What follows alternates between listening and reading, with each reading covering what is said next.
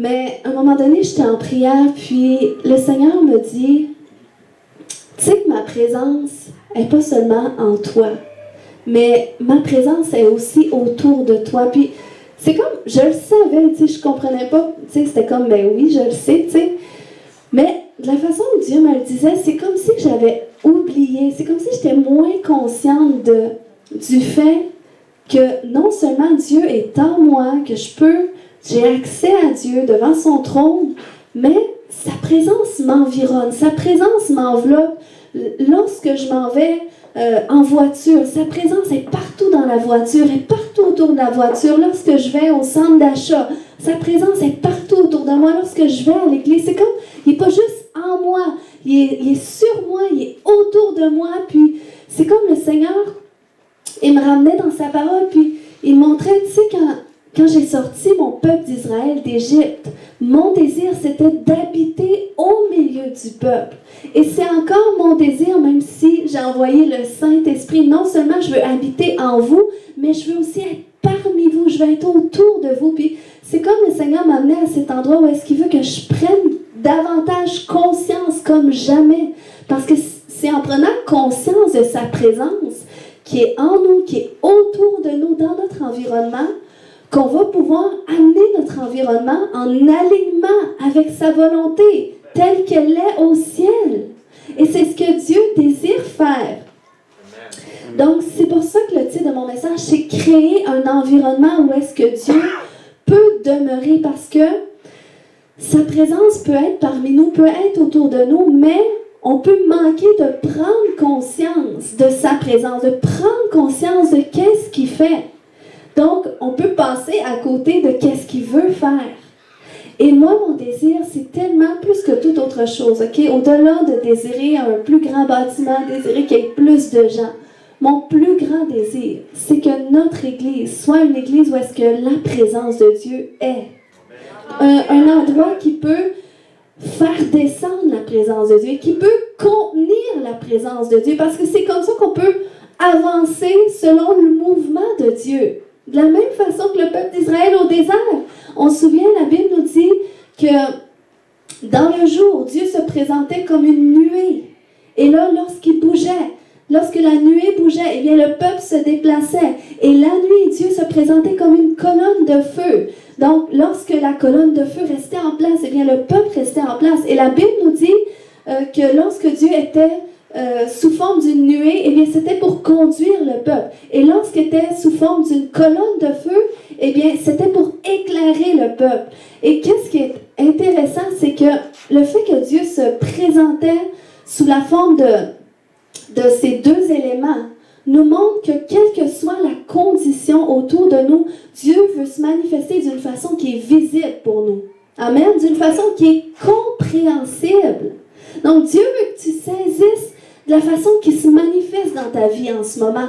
À quel endroit est-ce qu'il se manifeste? Qu'est-ce qu'il veut faire? Quel mouvement est-ce qu'il veut faire dans ta vie en ce moment? Il veut que tu le saisisses. Amen. Il t'a donné cette capacité. Pourquoi? Parce que tu es né de nouveau, tu as accepté Jésus comme Seigneur et Sauveur. Donc, tu es rempli du Saint-Esprit. Et il t'a donné par le Saint-Esprit cette capacité de saisir qu'est-ce qu'il fait, afin que tu puisses marcher en accord avec qu'est-ce qu'il fait. Amen. Puis c'est le désir de Dieu. Puis c'est quelque chose qui s'apprend. C'est pas parce qu'on a reçu la capacité que c'est automatique, qu'on sait tous qu'est-ce que Dieu fait en ce moment dans chaque domaine de notre vie. Non.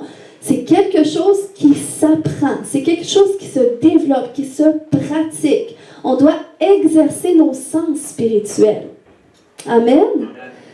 Puis ça commence par créer un environnement. Quand tu veux saisir qu'est-ce que Dieu fait dans ta vie, ça commence par créer un environnement. David avait fait cette promesse à Dieu dans Psaume 132. La Bible nous dit qu'il jura à l'Éternel, il fit ce vœu au puissant de Jacob. Je n'entrerai pas dans la tente où j'habite. Je ne monterai pas sur le lit où je repose. Je ne donnerai ni sommeil à mes yeux, ni assoupissement à mes paupières, jusqu'à ce que j'ai trouvé un lieu pour l'Éternel, une demeure pour la pour le puissant de Jacob. Donc, le désir de David qui surpassait tous ses autres désirs, c'était de créer un endroit où est-ce que Dieu peut demeurer. De créer cet endroit où est-ce que Dieu peut venir le rencontrer et que lui peut rencontrer Dieu. C'était son désir qui surpassait tout autre désir. Et comment est-ce qu'on y parvient à créer cette demeure, à créer cet environnement où est-ce qu'on peut faire descendre et contenir la présence de Dieu? Parce que lorsque tu viens à l'église, le Seigneur ne veut pas seulement que tu vives un bon temps dans sa présence et que tu repartes chez toi, mais que la présence est restée ici. Non, il veut que tu sois en mesure de contenir sa présence. Lorsque tu rentres dans la prière chez toi, c'est pas seulement un moment passager que le Seigneur veut vivre avec toi, mais il veut déposer quelque chose en toi qui va demeurer avec toi le restant de la journée, puis le restant de la semaine. Amen. Donc, 4 éléments que je veux partager ce matin, c'est que premièrement, on doit avoir notre lieu de rencontre avec Dieu. Et ça, c'est une priorité. Jésus avait dit dans Matthieu 6,6, « Mais quand tu pries, entre dans ta chambre, ferme la porte et prie ton Père qui est là dans le lieu secret, et ton Père qui voit dans le secret te le rendra. » Donc, il dit « quand tu pries ». Il n'a pas dit « si vous priez à un moment donné ». Il a dit « quand tu pries ». Donc, c'est avec une intention que vous allez devoir prier. Moi, j'ai prié quand j'étais sur la terre, bien que j'étais Dieu. Mais vous, en tant qu'homme qui a reçu aussi, que vous m'avez reçu dans votre vie, vous avez cru en moi, vous avez reçu le Saint-Esprit, vous devez prier. Puis il dit, quand tu pries, entre dans ta chambre, ferme ta porte. Donc, c'est important d'avoir ce lieu où est-ce qu'on peut rencontrer Dieu, cet endroit, d'une façon journalière, à tous les jours. C'est tellement important. Parce que c'est comme ça que Dieu commence à faire une œuvre dans notre vie qui se tient, qui se perpétue, qui continue, puis qui grandit aussi. Parce qu'on ne doit pas venir à l'église dans le but de chercher la présence de Dieu. Parce que c'est comme si on va à l'église comme avec notre petite lampe vide, en se disant on va aller chercher l'huile que les autres sont allés puiser. Mais ça, c'est les vierges folles qui faisaient ça. On devrait venir chacun à l'église avec notre lampe qui est pleine de l'huile qu'on est allé puiser dans le secret, dans notre relation intime avec Dieu. Et si on le fait, imaginez lorsqu'on se réunit ensemble, toutes les huiles se combinent, comment est-ce que la maison va être éclairée? Comment est-ce que la présence de Dieu va descendre? Si on vient déjà rempli à l'église, Dieu, oui, il va déverser plus. Pourquoi? Parce qu'il dit, je vais donner à ceux qui ont. Mais je vais même ôter à ceux qui n'ont pas. Donc, si tu as déjà, Dieu va déverser plus. Donc, venir à l'église, ça va être juste tellement merveilleux, encore plus. Amen. Donc, c'est pour ça que ça se passe dans le secret. Ça se passe dans cet endroit où est-ce que tu choisis d'entrer à ce moment de la journée. Tu fermes ta porte, tu fermes les distractions, peu importe si c'est ta chambre, ta cuisine, ta voiture, mais c'est un endroit où est-ce qu'il n'y a pas d'autre distraction que Dieu. Où est-ce que tu peux entendre Dieu, où est-ce que tu peux rencontrer Dieu et que Dieu peut venir te rencontrer. Et ça, c'est la base parce que Dieu, après ça, oui, il dit, l'apôtre Paul nous a exhorté à prier continuellement, prier en tout temps. Donc, c'est quelque chose, on doit apprendre à vivre continuellement dans la présence de Dieu, à vivre continuellement dans la conscience que nous sommes dans les lieux célestes en Jésus-Christ. Donc, à tout moment, oui, Dieu peut venir me rencontrer. À tout moment, je peux recevoir une révélation. À tout moment, je peux manifester le royaume de Dieu autour de moi. Mais j'ai ce lieu-là que je protège, que je priorise. Amen. Donc ça, c'est une chose, avoir un lieu. Deuxièmement, c'est que ça prend un désir personnel. OK? Si peut-être ça ne t'a rien dit, qu'est-ce que je viens de parler? Pourquoi? Parce que tu manques de désir. Tu manques cette soif de t'approcher de Dieu. Donc oui, ça prend une soif. Ça prend un désir. Parce que notre désir nous pousse vers Dieu. Jésus a dit dans Jean 7,37, si quelqu'un a soif, qu'il vienne à moi. Quand tu as soif, t'attends pas que l'eau, le bouchon se débouche tout seul, puis que toute seule, la bouteille vienne te donner de l'eau. Tu vas prendre la bouteille et tu vas boire quand tu as soif. Donc, si tu as de Jésus. Tu vas aller chercher. Tu vas aller le chercher. Tu vas le chercher jusqu'à ce que tu le trouves. Amen. Puis, ton désir de t'approcher de Dieu, non seulement il te pousse vers Dieu, mais il attire Dieu vers toi aussi. Parce que qu'est-ce qui est intéressant, c'est que lorsque David avait mentionné ça dans le psaume 132, que son désir c'était de créer un lieu où est-ce que Dieu peut demeurer, eh bien, son désir tellement profond a attiré la réponse de Dieu. Parce que on voit, en tout cas, je n'ai pas la référence ce matin, mais ce même psaume-là, finalement, on voit l'histoire dans l'un des livres de Samuel où est-ce que David partageait ce désir-là de créer une demeure pour Dieu, de créer un temple à Dieu. Et là, le prophète, parce que David avait un désir, eh bien Dieu a entendu et il a envoyé le prophète lui donner une réponse. Donc ton désir de Dieu attire sa réponse envers toi. Amen. Donc c'est pour ça que c'est important d'avoir un désir, parce que Dieu répond à ton désir, puis il attend ton désir pour te répondre. Amen. Et moi, je veux être à cet endroit où est-ce que, durant les prochaines semaines, j'ai envie de raviver votre flamme pour le Seigneur, votre soif pour sa présence. Parce que tout commence dans sa présence. Lorsque tu as été sauvé dans la présence de Dieu. C'est dans sa présence qui t'a amené à lui, qui t'a révélé Jésus. Ta vie, tu vas la finir dans sa présence aussi. Hein? Puis même avant que tu sois né, tu étais dans sa présence déjà aussi. Puis à travers ton parcours, à travers ta route, eh bien le Seigneur est là aussi. Il est là comme une nuée, il est là pour te conduire, il est là pour t'éclairer. Donc à tout moment, et quand il veut faire quelque chose de nouveau dans ta vie, c'est dans sa présence que ça prend forme. Puis sa présence, c'est elle qui a le pouvoir de transformer. C'est comme, je peux te délivrer à tous les dimanches. Mais si tu ne vas jamais rencontrer Dieu dans sa présence, retourne toujours à la case départ. C'est dans sa présence que ta transformation va vraiment prendre forme, que ta croissance va se faire. Je ne peux pas vous dire le nombre de choses que j'ai vécues dans la présence de Dieu. Avant que je vive des choses ici, tout s'est passé dans sa présence. Avant même que je prêche la délivrance, que je connaisse même c'est quoi ce terme de délivrance. J'ai eu besoin de beaucoup de délivrance aussi, puis sans même connaître le terme, j'en ai expérimenté beaucoup dans la présence de Dieu. Parce que j'en avais besoin, puis parce que la présence de Dieu, à un moment donné, c'était tout ce que j'avais. J'avais personne d'autre que Dieu en qui me confier. J'avais personne d'autre qui pouvait m'entendre, qui pouvait comprendre qu'est-ce que je vivais, autre que Dieu. Et je crois que c'est pour ça que David avait ce désir tellement profond pour rencontrer Dieu, pour avoir Dieu avec lui. C'est parce qu'il avait appris à n'avoir rien d'autre que Dieu. Amen. Et lorsque tu es à cet endroit, où est-ce que tu te rappelles tout ce que Dieu a fait pour toi? D'où est-ce que Dieu t'a tiré? Comment est-ce que tu étais très bas et Dieu t'a relevé? Moi, juste le fait que je me rappelle que Jésus est venu se révéler à moi, ça serait assez pour que je commence à pleurer devant vous. Si vraiment je prends le temps de me rappeler que c'est vrai que je le cherchais, mais je ne le savais pas du tout. Puis, waouh!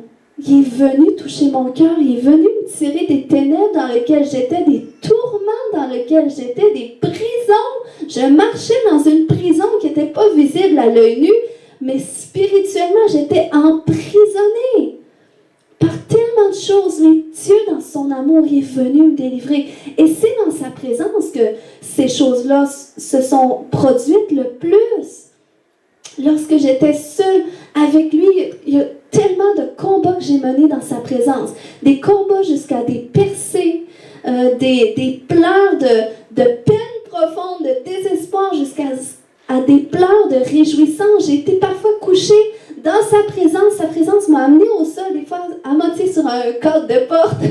Quand la présence de Dieu te touche, peu importe où est-ce que tu es, quand tu es disposé. Mais puis dans ces moments-là, Dieu a tellement fait de choses en moi. Puis il veut en faire en toi. Et Dieu t'amène à cet endroit où est-ce qu'il veut que tu expérimentes sa présence d'une autre façon. D'une façon nouvelle. Parce que même moi, ce message-là que je vous prêche, c'est quelque chose que je vis. C'est quelque chose que j'ai appris à maintenir, à cultiver. Mais c'est comme le Seigneur m'amène à cet endroit que je veux que tu oublies tout ce que tu as acquis jusqu'ici, tout ce que tu as vécu, parce que je veux que tu le vives d'une façon nouvelle. Comme si tu ne l'avais jamais vécu, comme si tu ne l'avais jamais connu. Je veux que tu me cherches comme tu ne m'as jamais cherché. Amen. Moi, ça me donne soif de Dieu. Juste de prêcher ça, là, c'est comme ça m'enflamme pour Dieu. Donc, je prie que tu attrapes ce matin. Attrape cette flamme aussi que le Seigneur désire raviver en toi. Amen. Troisième point, qu'est-ce qui nous permet de faire descendre et contenir la présence de Dieu? C'est l'obéissance à sa volonté. La Bible nous dit dans 1 Jean 3, 24, « Celui qui garde ses commandements demeure en Dieu, et Dieu en lui.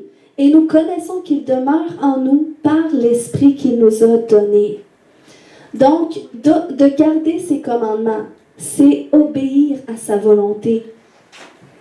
Puis j'aimerais te dire que Dieu t'appelle à marcher dans l'obéissance, dans certains domaines de ta vie, par rapport à certaines choses spécifiques.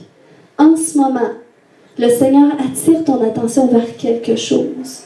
Puis ce matin, j'aimerais que tu n'endurcisses pas ton cœur à la voix de Dieu. Je ne suis pas ici ce matin pour te dire qu'est-ce que tu dois obéir, parce que toi-même, tu le sais dans ton cœur. Parce que Dieu te le dit, Dieu te le montre, Dieu te met devant des circonstances qui veut que tu te mettes en alignement avec sa volonté. Et c'est pour ton bien.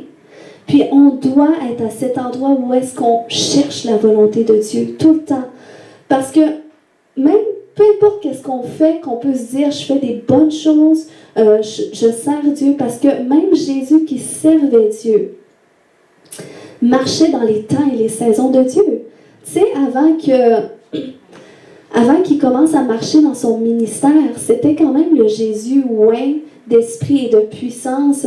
C'était quand même le Jésus qui faisait toutes sortes de miracles, qui ressuscitait les morts. Mais on se souvient aux noces de Cana, quand sa mère lui a dit « Hey, Jésus, va faire qu'est-ce que tu sais que tu peux faire. » Puis Jésus lui a dit « Femme, mon heure n'est pas venue. » Donc, il savait démêler. Oui, je sais que je suis capable de faire beaucoup de choses, mais c'est pas le temps pour ça. Mais là, il a comme été activé.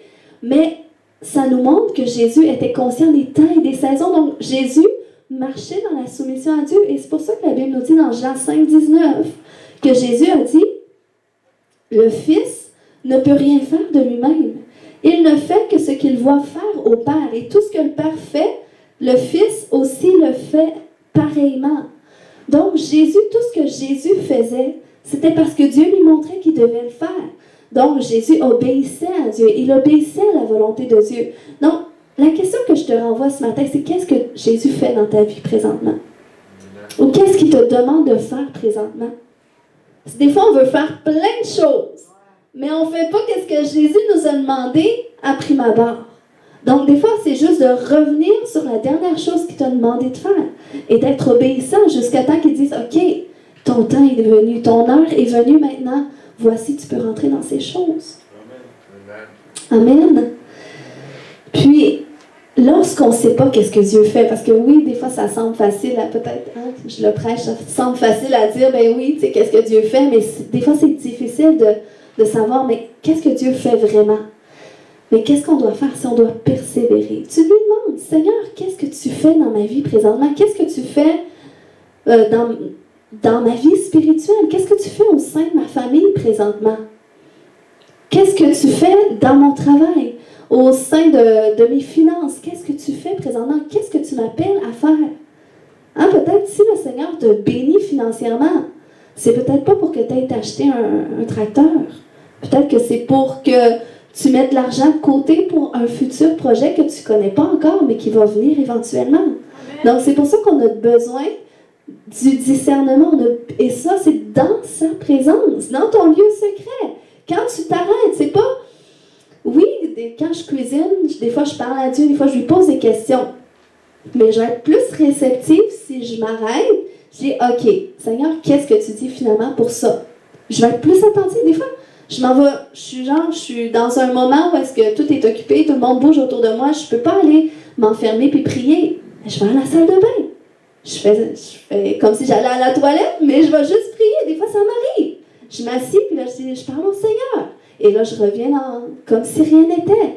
Mais des fois, de juste se retirer un instant, questionner Dieu, puis des fois, la réponse vient pas tout de suite. Donc, je persévère, je continue de poser la question, et là, Dieu aime jouer à un jeu avec moi, et c'est parce que j'aime tellement ce passage. Jouer à un jeu, ça va peut-être drôle, mais c'est juste parce que Dieu sait, il sait que, vu qu'il a mis dans mon cœur que je dois le chercher, il sait que je vais tout faire pour le chercher, puis Dieu aime ça, juste me laisser le chercher sans rien répondre pour un instant, mais je sais que je vais le trouver, puis lui aussi, il sait qu'il va me trouver, parce que dans ces moments-là, le Seigneur, il apparaît dans des circonstances que je ne lui attends pas, mais le Seigneur ne me révèle jamais tout d'un coup, puis c'est tout facile, non, parce que le Seigneur, regardez qu'est-ce qu'il dit dans Jérémie 29, 13, 14, il dit « Vous me chercherez et vous me trouverez si vous me cherchez de tout votre cœur. » Il dit « Je me laisserai trouver par vous. » Donc, le Seigneur nous regarde, il se laisse trouver par nous. Donc, c'est pour ça qu'il attend ton désir. Il attend ta soif pour venir vers toi, pour te répondre.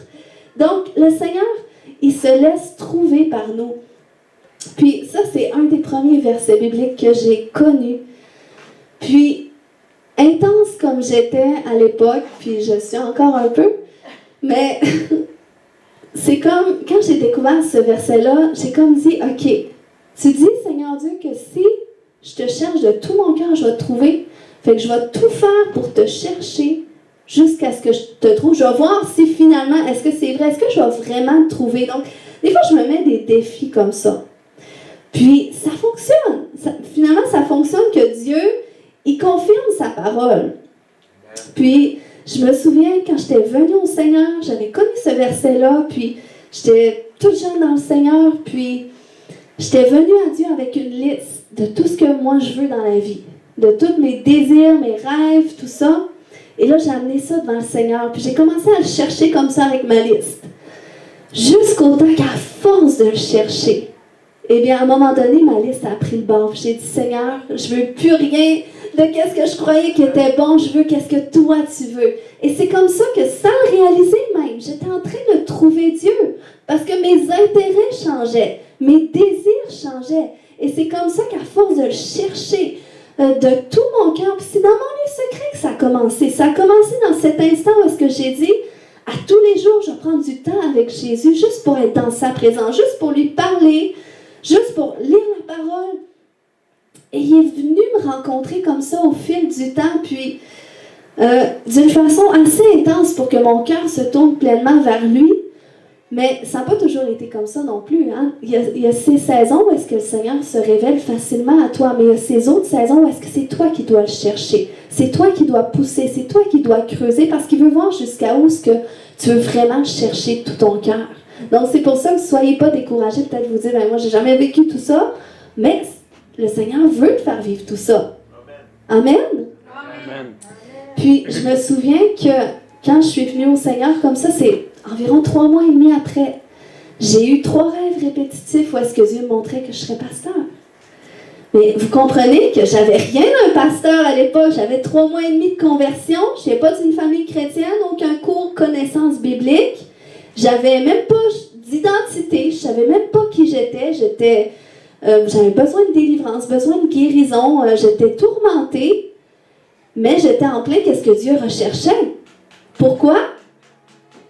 Parce que Dieu avait mis en moi un cœur qui était disposé pour lui et pour mon prochain. Et c'est tout ce que Dieu avait besoin. C'est tout ce que Dieu avait besoin, parce que le reste, c'est lui qui voulait le faire en moi. Puis Dieu ne se cherche pas des gens qui ont tout ce qu'il faut. Hein? Des fois, on arrive avec notre CV, on dit, moi, je peux faire ça, ça, ça. Mais ça marche, oui, dans le monde séculier, mais ça ne marche pas comme ça avec Dieu. Parce que Dieu, il veut prendre tes faiblesses pour les changer en force. Il veut se glorifier à travers de ta vie. Amen. Il veut que tu sois à cet endroit que même si tu reçois une onction, tu continues d'être dépendant de lui. Hein, on voit, Saül avait reçu l'onction, mais ça n'a pas été long qu'il s'est détaché de Dieu. Tandis que David, avant même qu'il ait reçu l'onction, il avait cette intimité avec Dieu. Il y avait ce cœur de serviteur, ce cœur humble, ce cœur à obéir, à servir. Et là, Dieu a vu en lui un homme qui était disposé pour recevoir son onction. Et même après avoir reçu l'onction, David continuait, il ne se confiait pas dans son onction, dans ses talents, dans sa capacité, dans ses fonctions que Dieu lui avait données. Mais constamment, il revenait vers Dieu. Constamment, il disait, c'est pour ça même qu'il avait dit à Dieu, parce qu'il venait de rentrer dans son temple, vous lirez dans Samuel, il venait de rentrer dans son temple et il disait, je ne peux pas concevoir d'aller me coucher, d'aller fermer mes yeux. Si moi j'ai un temple, puis j'ai même pas de temple pour mon Dieu, j'ai même pas d'endroit où est-ce que mon Dieu peut demeurer. Donc vous voyez son cœur qui était complètement dépendant de Dieu. Et Dieu nous appelle à ces endroits. Amen. Amen. Parce que beaucoup de gens, vous êtes le point d'entrée dans une nouvelle saison. Amen. Amen. Amen. Yes. Amen. Vous êtes sur le point de rentrer dans une nouvelle saison. Mais pour que tu puisses saisir la saison dans laquelle Dieu t'amène à entrer, il veut ton oui. Il veut ton oui. Puis il ne veut pas ton oui pour qu'est-ce qu'il projette de faire. Des fois, on dit oui pour les promesses. Oui et amen. Mais Dieu veut ton oui maintenant. Parce que pour te rendre de l'autre côté, il y a des choses que tu dois faire. Dieu t'appelle à faire des choses. Dieu veut faire une œuvre dans ta vie. Il veut transformer des choses. Il veut changer des choses. Il veut peut-être changer les meubles de place. Puis, il a besoin de ton oui. Toi, si tu dis, ah, mais je suis confortable comme ça. J'ai été habituée de toujours être comme ça. Mais non, Dieu dit, il faut que ça aille dans une autre pièce. Donc, il veut ton oui tout de suite. Amen? Amen. Donc, ça, c'est dans l'obéissance. Quatrièmement, la dernière chose que je veux partager ce matin, c'est le désir de sainteté, qui est un point extrêmement important pour, si on veut, créer un endroit, un environnement où est-ce qu'on peut contenir la présence de Dieu. Puis quand je parle d'environnement, je commence par parler par nous, parce que je sais que c'est après ça, Dieu va se manifester autour de nous, va se manifester dans cette Église. Mais si déjà, nous, personnellement, on prend cette décision personnelle qu'on veut être le temple de Dieu, où est-ce que Dieu aime descendre, où est-ce que Dieu aime me rencontrer, où est-ce que Dieu aime se manifester et amener les choses autour en alignement avec sa volonté. Donc, le désir de sainteté. La sainteté, c'est d'être mise à part pour Dieu, c'est d'être séparé des choses profanes, des choses qui sont à l'encontre de Dieu. Et la sainteté, c'est le même concept que le cœur pur. Il a dit dans Matthieu 5,8, « Heureux ceux qui ont le cœur pur, car ils verront Dieu. » Et avoir un cœur pur, c'est pas de dire, ben moi, j'ai aucun péché, parce que même dans la parole de Dieu, ça nous dit, celui qui dit qu'il n'y a aucun péché, c'est un menteur. OK? On a tous besoin de la grâce de Dieu. Mais c'est d'avoir ce cœur pur, ce cœur qui est disposé à recevoir la conviction du Saint-Esprit. Quant à des choses que tu dois changer dans ta vie, c'est ce cœur qui est capable de s'humilier devant Dieu, qui est capable de reconnaître ses fautes, qui est capable de se repentir, qui est capable de renoncer à soi, qui est capable de renoncer au désir de la chair pour vouloir suivre Dieu. Puis, Dieu ne veut pas que tu sois capable de tout faire tout seul, mais il veut simplement, si déjà tu désires faire sa volonté, parce qu'il n'ira pas à l'encontre de ta volonté. Hein? Si toi tu désires continuer dans ton péché, continuer avec ce comportement-là, le Seigneur ne le changera pas. Mais si tu es tanné à un point que tu dis, Seigneur, je veux me débarrasser de ça, je veux renoncer à ça, et moi je ne suis pas capable. Mais ce que je suis capable de faire, c'est de te dire oui, par exemple. Oui, Seigneur, fais-le en moi. Fais-le à travers de moi, aide-moi. Donc le Seigneur veut ton oui de cette façon, puis c'est ce qui te donne un cœur pur. C'est ce qui permet à Dieu de faire l'œuvre qu'il doit faire dans ton cœur. Et ce qui amène ce désir de sainteté, c'est la présence de Dieu. OK? On n'a pas un désir de sainteté sans la présence de Dieu. C'est quand tu passes du temps avec lui, que tu prends conscience de sa présence qui est avec toi tout le temps, qui t'environne. C'est lui qui met en toi ce désir de te mettre à part. Amen. Puis, c'est là que, lorsque tu crées cet environnement quotidien où est-ce que Dieu peut demeurer en toi, avec toi, eh bien, il va mettre en lumière des choses dans ta vie qui doivent changer. C'est comme il va faire une séparation, il va faire une distinction entre ce qui est de lui et ce qui n'est pas de lui. Comme ce passage dans Malachie 3,18, où est-ce qu'il a dit « Vous verrez de nouveau la différence entre le juste et le méchant, entre celui qui sert Dieu et celui qui ne sert pas Dieu. »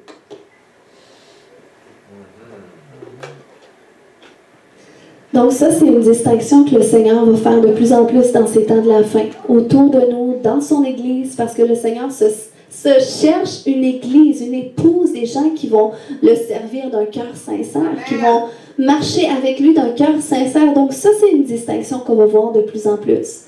Mais cette distinction-là, le Seigneur veut la faire dans nos vies aussi. Il veut faire cette distinction entre qu'est-ce qui le sert en toi et qu'est-ce qui le sert pas. Qu'est-ce qui est soumis à Dieu en toi et qu'est-ce qui n'est pas soumis à Dieu, que tu dois amener en soumission à Dieu. Et ça, je peux vous dire que c'est inconfortable parce qu'il y a beaucoup de gens qui préfèrent continuer dans qu'est-ce qu'ils font plutôt que de permettre à Dieu de mettre en lumière ces choses-là, parce que c'est un sacrifice de se détacher de qu'est-ce qui est à l'encontre de Dieu dans notre vie.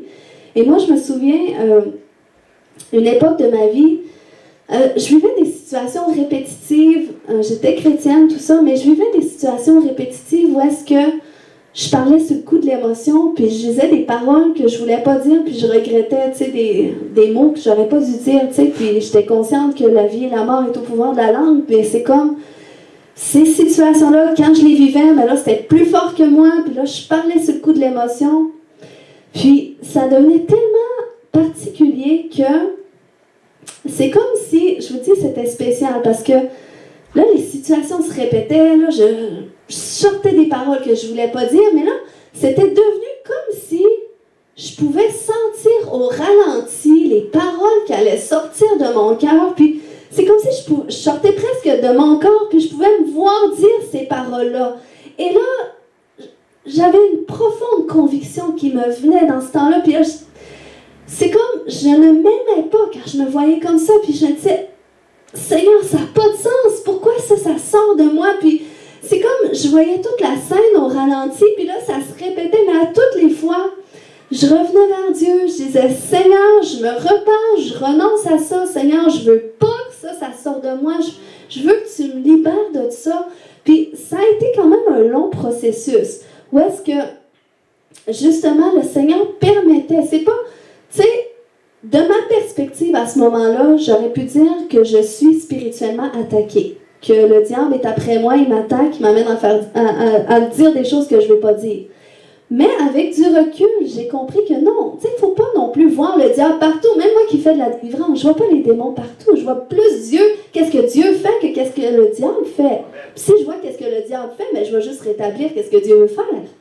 Donc, c'est là que finalement, le Seigneur m'a montré que non, c'est pas moi qui est attaqué par l'ennemi. C'est que le Seigneur permet des circonstances pour me faire prendre conscience de quelque chose en moi qui veut ôter. Donc, c'est là cette distinction de qu'est-ce qui est de lui en moi et qu'est-ce qui n'est pas de lui. Attends, il y a des paroles mauvaises qui sortent. OK, ça vient de où ces paroles-là? Et j'ai dû faire un travail avec Dieu pour aller à la source de ces paroles-là. Et finalement, le Seigneur m'a complètement nettoyé, m'a libéré de tout ça. Mais ça a été un processus de transformation que j'ai fait dans sa présence, puis à travers une prise de conscience. Mais ça, c'est parce que j'ai permis à Dieu aussi de le faire, parce que je suis à cet endroit où est-ce que je veux constamment lui ressembler. Amen. Donc, j'aimerais encourager des gens, parce que c'est comme si je ressentais, quand le Seigneur me montrait tout ça, je ressentais que des gens, c'est comme vous êtes à cet endroit de votre vie où est-ce que vous dites, je ne reviens pas. On dirait que j'ai jamais été aussi pire de toute ma vie. J'ai jamais été aussi impatient, j'ai jamais été aussi colérique, j'ai jamais été aussi anxieux. Et là, vous capotez sur votre cas. Vous dites, mais qu'est-ce qui se passe avec moi? Tu sais, je pensais que j'étais libre, puis là, on dirait que j'ai besoin de délivrance, tu sais. Mais c'est parce que tu es à un endroit où est-ce que le Seigneur, il veut justement te nettoyer, il veut enlever certaines choses dans ta vie parce que dans la saison qui t'appelle, tu ne peux pas amener l'ancienne version de toi. OK? Peut-être qu'est-ce qui était correct dans une saison, dans la saison où est-ce que Dieu t'amène.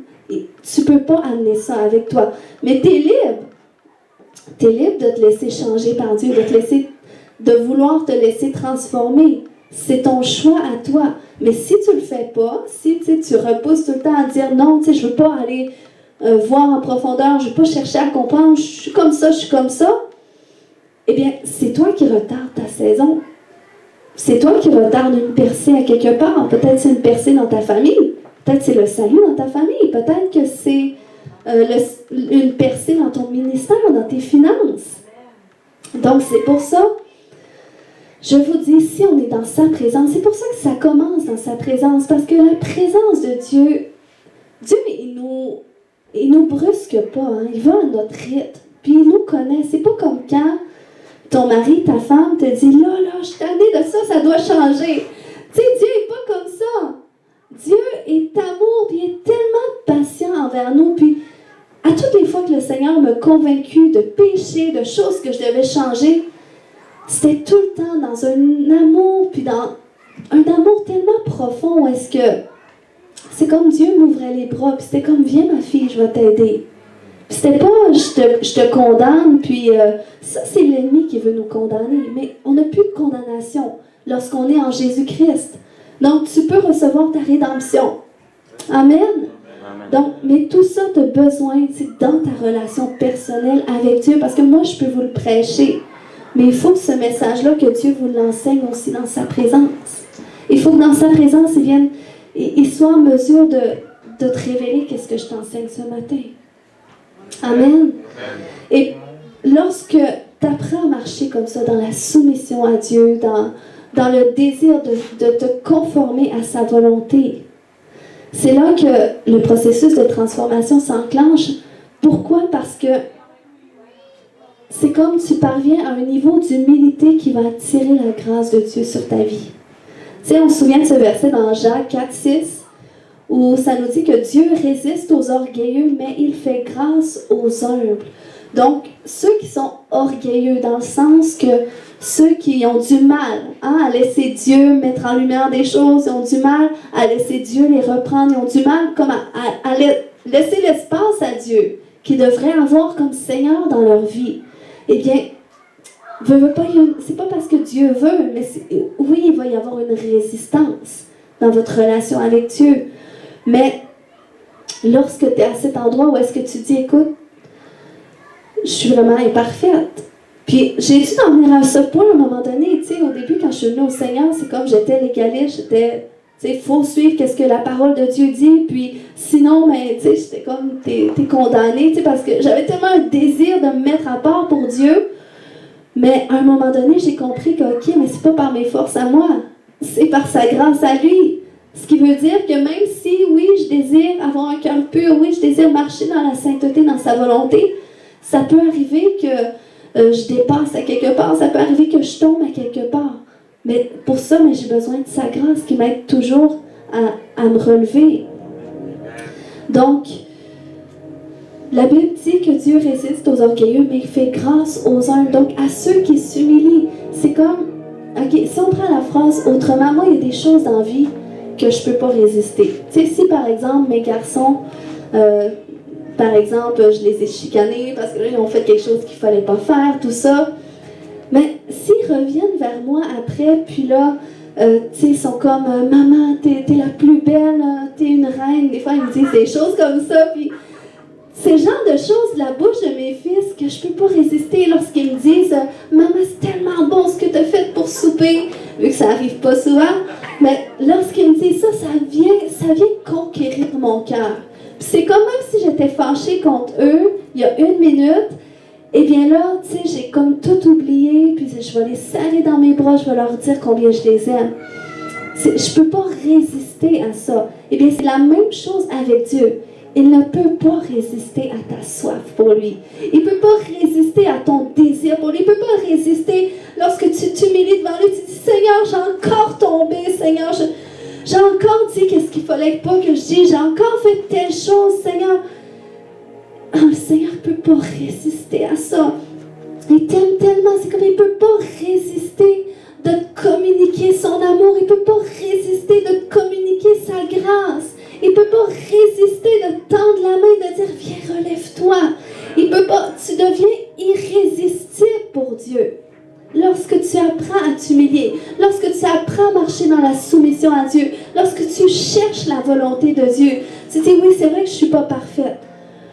Mais Seigneur, je veux faire ta volonté. Et là, tu ne connais pas la volonté de Dieu, tu cherches à entendre sa voix, on dirait que tu ne l'entends pas, mais tu es à cet endroit où est-ce qu'à tous les jours, tu dis, Seigneur, fais-moi connaître ta volonté. Ça le réjouit tellement, ça le glorifie. Puis il ne peut pas résister à ça, puis il va attendre de répondre, parce qu'il aime tellement ça que tu t'attendes après lui. Il aime tellement ça que tu désires qu'il te réponde que je vais la faire encore toffer un peu. Donc, Dieu est tellement bon pour nous, puis il nous amène, il nous attire dans sa présence. Amen. Donc, ce matin, j'aimerais prier. J'aimerais prier parce que je veux qu'on soit une église qui connaisse la présence de Dieu, qui vive la présence de Dieu et qui la connaisse, pas seulement quand on vient à l'église, mais qu'à la maison, vous connaissez la présence de Dieu. Vous connaissez qu'est-ce que Dieu a fait dans votre vie à travers sa présence. Amen. Donc, on va se lever ce matin, tout le monde ensemble. Oh oui, Seigneur, je te remercie. Je te remercie, Seigneur, que ta parole, elle est vérité. Que ta parole, Seigneur, elle n'est pas pour nous condamner. Elle n'est pas, Seigneur Dieu, pour nous donner des fardeaux, Seigneur Dieu. Mais elle est là pour nous libérer, Seigneur. Tu dis, vous connaîtrez la vérité et la vérité vous rendra libre. Juste en recevant une révélation de ta part, Seigneur, c'est assez pour qu'on soit libéré, même dans nos pensées, dans notre âme, Seigneur Dieu. Dans le nom de Jésus, Père, j'aimerais prier. Mettez la main sur votre cœur ce matin. Dans le nom de Jésus, Seigneur, on veut se repentir ce matin.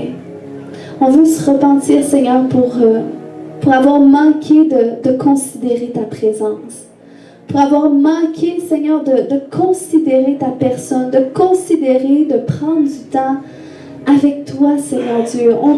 On se repent, Seigneur Dieu, d'avoir manqué de considérer l'importance de te chercher comme priorité, Seigneur. Oui, parce que tu l'as dit même encore ce matin, fais de moi tes délices.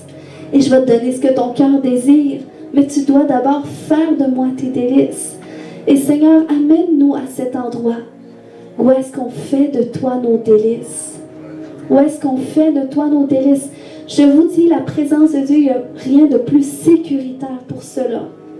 C'est la chose la plus sécuritaire dans laquelle vous pouvez vous abandonner. Dans laquelle vous pouvez être vous-même. À une époque où est-ce que j'avais tellement peur d'être moi-même. J'avais tellement peur d'être jugée, d'être rejetée. C'était le seul endroit dans sa présence où est-ce que je pouvais être moi-même. Où est-ce que j'avais pas peur d'être rejetée parce que je savais que peu importe comment j'étais, peu importe si je prie pas bien, mais Dieu allait m'aimer quand même parce que c'était mon cœur qui compte pour lui. Donc Seigneur, je te remercie, Père, pour tous mes frères et mes sœurs. Seigneur, viens attiser un feu nouveau en chacun. Viens attiser une flamme nouvelle. Dans le nom de Jésus, alléluia. Oh, viens attiser une flamme nouvelle. Seigneur, c'est dans le feu, Papa. C'est dans le feu, Seigneur Dieu, que tu amènes cette distinction entre ce qui te sert et ce qui ne te sert pas. Ce qui est bien et ce qui n'est pas de toi, Seigneur Dieu. Dans le nom de Jésus, je te prie d'amener cette distinction dans la vie de tous les frères et les sœurs. Afin qu'ils sachent quoi faire. Afin qu'ils sachent, Seigneur Dieu, qu'est-ce que tu leur demandes de faire. Comment collaborer avec toi pour vivre la transformation qu'ils doivent vivre. Pour entrer dans la nouvelle saison que tu as pour eux. Une saison glorieuse. Au nom de Jésus. Alléluia. Alléluia. La présence de Dieu te guérit. Elle a le pouvoir de te guérir. Elle a le pouvoir de te combler. Elle a le pouvoir de te transformer. La présence de Dieu, c'est le Saint-Esprit en toi. C'est le Saint-Esprit en toi. Si tu pries en langue ce matin, il y a une prière spéciale que l'Esprit de Dieu va prier à travers de toi. Et si tu ne pries pas en langue ce matin, par la foi, pendant que tu entends les gens prier, priez ce matin pour que les autres entendent. Alléluia. Pendant que tu entends les autres prier en langue. Ce matin, dans le nom de Jésus, je te baptise toi aussi du Saint-Esprit. Du Saint-Esprit et du feu. Alléluia, là où tu es. Et commence à ouvrir la bouche, laisse sortir les sons qui te viennent à l'esprit. Alléluia, tu dois faire une prière à ton Dieu ce matin dans le langage de l'esprit. Koya shoto marekete. Koya shoto do mama maya shanta. Koya todo maya shente kete de maya shonte. Roko mama mama ya shanta. Koya shoko todo mama maya shanta. Alors que tu pries en langue, je prie qu'un feu nouveau t'embrasse ce matin.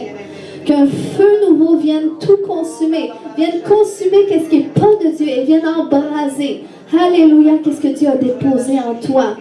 Koya shanta marekete. Koya shama rekete.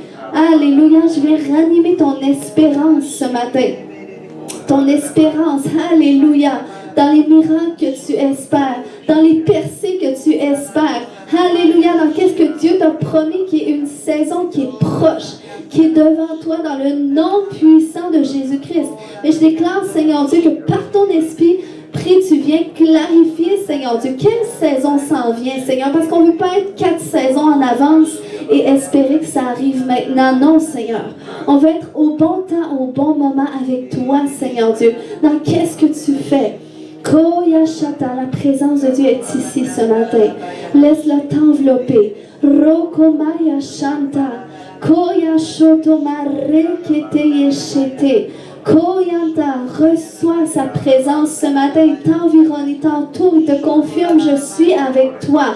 Je suis avec toi, ma fille, mon fils bien-aimé en qui j'ai mis toute mon affection. Je t'enveloppe de mon amour. Alléluia. Laisse-moi faire l'œuvre dans ta vie. Cesse de combattre seul. Alléluia. Cesse de combattre contre des ennemis qui ont déjà été vaincus. Et laisse-moi te transformer. Koya shoto marekete. Koya shata. Oh, on dit oui, Seigneur. Est-ce que quelqu'un qui dit oui, Seigneur, aujourd'hui? Est-ce que quelqu'un veut donner son oui à Dieu? Dit, Seigneur, oui, Seigneur Dieu. Fais ton œuvre dans ma vie, Seigneur. Oui, Papa. Transforme-moi comme tu as prévu. Oui, Papa. Change-moi. Oui, délivre-moi. Oui, Seigneur. Guéris mon cœur. Alléluia. Oui, Seigneur Dieu. Koya Shanta. Parce que tu as des promesses que tu veux manifester dans ma vie et je ne veux pas les retarder plus longtemps. Koya Shoto Marekete. Koya Shanta. Koya Shanta. Alléluia, merci Seigneur que tu nous remplis tous et chacun. Tu nous remplis, alléluia, tu déverses ton onction. Tu déverses ton onction dans nos vies, Seigneur Dieu. Sur nos vies, Seigneur Dieu. Alléluia, je déclare et je décrète que les yeux spirituels de chacun s'ouvrent ce matin.